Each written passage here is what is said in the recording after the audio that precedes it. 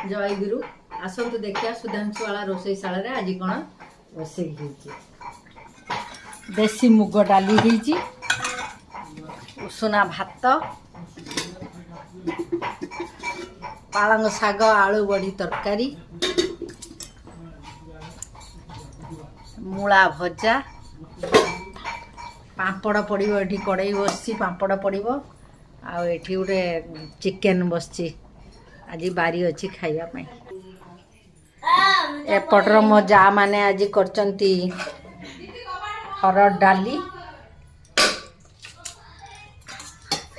खुंब आलू आलू बड़ी तरकारी, आलू सिझेइचंती चकड़ा करिकी खाइबे। आ ये पालंग शाग आलू बड़ी तरकारी करचंती। जदि मो चैनल भल लागुची लाइक करिवे, शेयर करिवे और सब्सक्राइब करिवे।